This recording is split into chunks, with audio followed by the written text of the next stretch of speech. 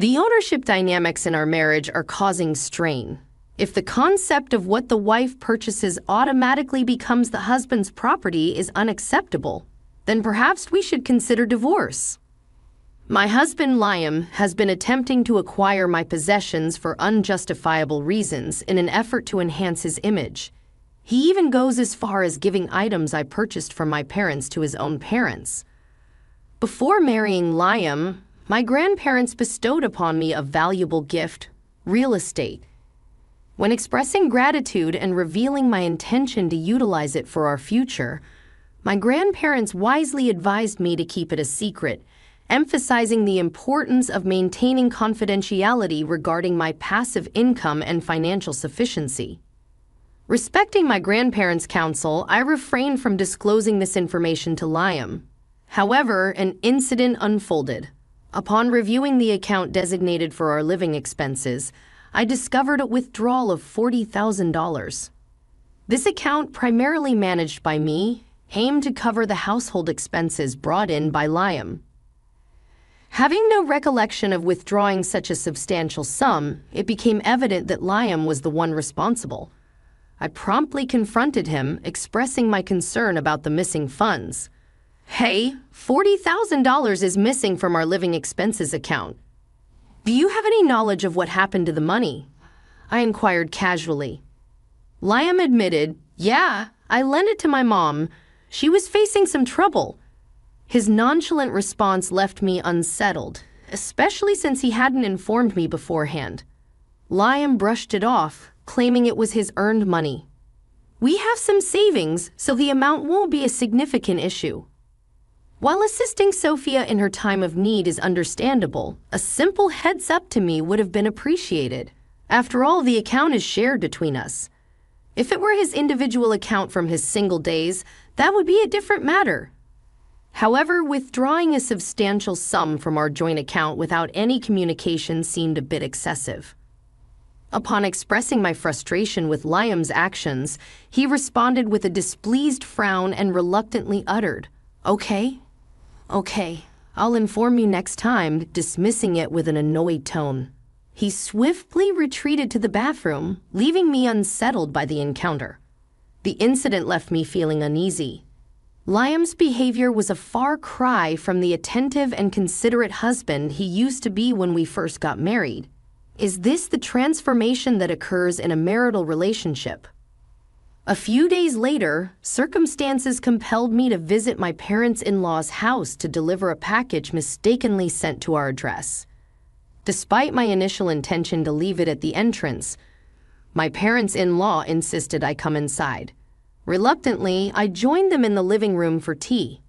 During my visit, I couldn't help but notice an array of luxurious items, cosmetics, glamorous clothes, and health products. My parents-in-law proudly attributed these gifts to their wonderful son. The bank account had a balance of $40,000, so it seemed reasonable to spend it in an apparent manner. However, my feelings shifted when I learned that Liam had lent the money to Sophia, and it was all used for her extravagant products. As I sipped my tea devoid of any smiles, my in-laws, who had been cheerful until then, wore frightened expressions, almost as if they were issuing a veiled threat. In an attempt to emphasize their son's virtues, they questioned me with a tone of accusation. "My son is such a nice, wonderful boy who gets gifts for me. But what about you? As his wife, are you serving my wonderful son well? There's something fishy going on. I heard he said that he gets blamed a lot from you for taking out the money to spend for me." It became apparent that Liam had portrayed himself as a victim to my parents-in-law, explaining the fearful looks they directed at me. Fatigue set in, fueled by the mistreatment from both my in-laws and husband. This unexpected neglect prompted thoughts of divorce. Contemplating the idea, I envisioned returning to my parents' house and using the savings to rebuild their home with the passive income I had accumulated. I envisioned a positive change for my parents' living situation. Their current residence is a 3-story house constructed over 29 years ago, predating my brother's birth. Initially housing a family of 5, the home became empty after my brother and I moved out. Despite the installation of handrails to aid my parents, the sprawling nature of the house proved challenging for them, especially given their limited mobility. Recognizing that a more comfortable one-story house would better suit my parents' needs, I promptly called them to discuss my plan to get a divorce and rebuild their home. Surprisingly, my parents were not shocked by the news of the divorce. Instead, they were elated at the prospect of having their home reconstructed. Excitedly, I shared more details with them over the phone. "We're thrilled that you're planning to rebuild it for us." "Thank you. Even if we won't be living there for long, it's not a problem as you can take over the house. Given that it was built with your income," my parents expressed their gratitude. Encouraged by their support, I assured them that I would start preparing and planning the project. Gradually, they advised me to take it easy and not overexert myself in the process. My parents' comforting words managed to alleviate my depression, and I eagerly embarked on the project to rebuild their house. However, my anticipation was interrupted when Liam unexpectedly confronted me, expressing his discontent. "How dare you use our savings to build a house without informing me?" Liam's anger erupted as we sat across from each other at the living room table. He pounded his fist on the table while shouting, displaying little regard for my feelings. Insisting that the new house was intended for my parents, I faced vehement objection from Liam. He argued that since it was constructed with our joint funds, his parents had a right to reside in it, dismissing the practicality of accommodating 4 people in a small one-story house. He demanded I hand over the property. Amidst his loud protests, I realized that not disclosing my passive income would only fuel his anger further. Deciding to reveal the truth, I confessed, "To be honest, I have passive income I've been saving from the real estate gifted to me by my grandparents. The construction expenses are covered by this income, and I haven't taken a penny from our shared property." As guilt over breaking a promise with my grandparents weighed on me, Liam, now aware of my financial situation, intensified his fury. Accusing me of being a deceitful wife for hiding my income and manipulating our finances, he continued to vehemently pound the table. Keeping my passive income a secret proved to be a wise decision as I witnessed Liam's face reddening with anger. Rising from my seat, I couldn't help but recall my grandparents' advice to maintain this financial information confidential. Perhaps they had already sensed Liam's true nature. Liam, adamant and angry, declared his intention to claim the house as alimony, asserting his authority as the head of the family. Threatening divorce if I disobeyed his insistence left me feeling nothing but dismay and frustration. I questioned how I could have lived with such a man without truly knowing him. Originally, I had planned to use the passive income when Liam's earnings were no longer sufficient. The savings were meant to serve as a financial safety net in case of injury or illness. However, disillusioned by Liam's behavior, I no longer wished to spend that money on him. In response to his demands, I decided to leave the house, seeking refuge in a business hotel to cool off. Upon my return the next morning, Liam greeted me with a disdainful smile, holding out divorce papers he had already filled out. Accusing me of lying about my passive income, he insisted that I fabricated the information to hide the fact that I was taking money from our shared assets. Despite sincerely telling him the truth, Liam remained steadfast in his unfounded accusations. Frustrated and unable to comprehend his perspective, I reiterated, "It's the truth. I have passive income." Liam, however, dismissed my statement with disbelief, perpetuating his baseless arguments with a dismissive snicker. Liam handed me the divorce papers, remarking, "You'll let me know when we can move in, okay? I'm going to go out for a drink." Patting me on the shoulders, he walked out in a seemingly cheerful mood, revealing his true character. It became clear that Liam hadn't changed. He had merely concealed his disdain for me since the beginning of our marriage. He had consistently disregarded my feelings, realizing the extent of his true nature. I promptly packed my belongings, completed the divorce papers, and left home, opting to temporarily move in with my parents. I explained the situation to them, and we agreed to stay together until the new house was finished. The following day, my phone buzzed incessantly with Liam's calls, revealing his impatience. Despite being the one to initiate the divorce, he seemed perturbed by my departure. Responding to his call, I answered with the hope that it would be our final conversation. "Hello?" I greeted cautiously. "Hey, all your stuff is gone, you know?" Liam stated impatiently, leaving me puzzled. He who had initiated the divorce now seemed panicked by my departure. Confused, I reiterated that we were getting a divorce, and it was natural for me to leave. Unfazed, Liam continued, "I won't ever come back, so please use the empty spaces as you please." Wondering if he sensed something in my tone, I maintained my stance. After a few moments of silence, Liam's tone shifted dramatically. Hey, can you let my parents live in the new house?"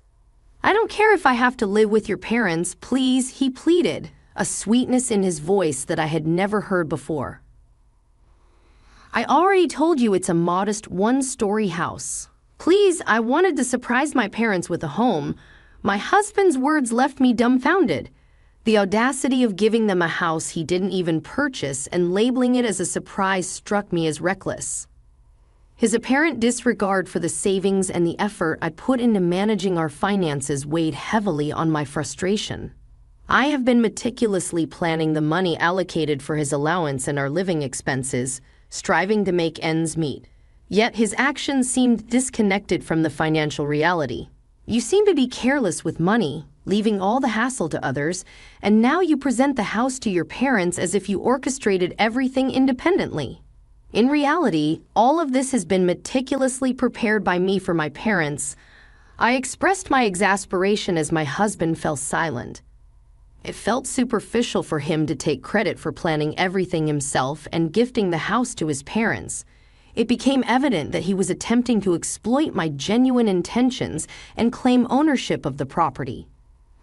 I refused to surrender the house, which I had wholeheartedly built for my parents, to be used as a showpiece for his family.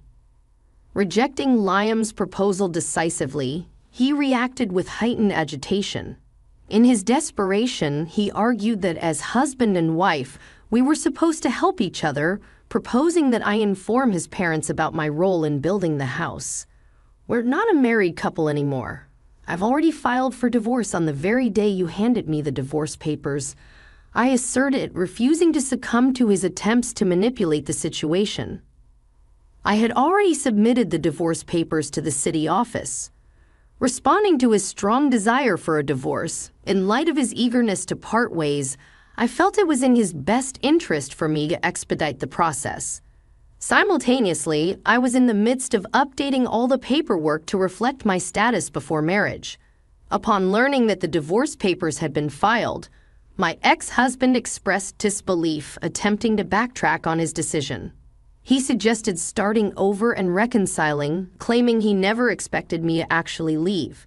Given his past actions, which included depleting our savings for his mother, threatening me with a divorce, and mocking me, I found his proposal ridiculous. There was no way I could envision rekindling a relationship with someone who had treated me in such a manner. Politely declining his proposition, I firmly asserted my decision to move forward. "No, thank you. Please give my regards to your parents," I said cheerfully as I hung up his call. Despite my clear stance, the next day brought a barrage of voicemails and messages from Liam, urging us to get back together. Recognizing his potential ulterior motives, I promptly blocked all contact information related to him and his parents. Meanwhile, the house reconstruction progressed, and my parents and I comfortably. In a chance encounter with a mutual friend who knew Liam, I candidly explained that we were divorced.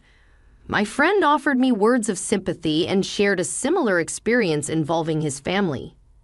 Initially, my ex-husband abruptly submitted a resignation letter to his workplace, claiming that he no longer needed to work diligently due to acquiring real estate. Oddly, the company found it impossible to contact him. However, the following day, he seemingly retracted his resignation.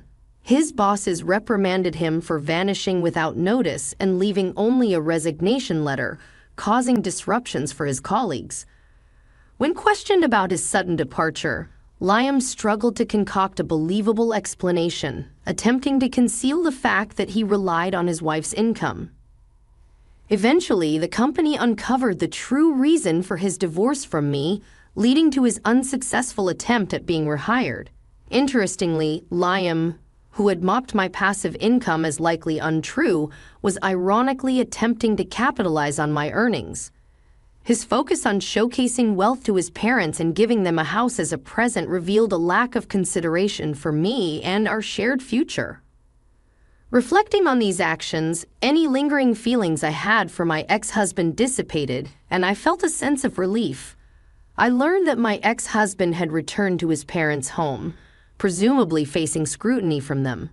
Currently, he is struggling to secure a new job due to the circumstances surrounding his departure from the previous one. All I can say is that he reaped what he sowed. As for me, I reside in a home I constructed with my own efforts, living with my parents. I have a job that brings me joy and fulfillment, and overall, I am content with my life. While I had initially saved my passive income for Liam and our shared future, I have decided to redirect it towards supporting those who have consistently stood by me and offered their support.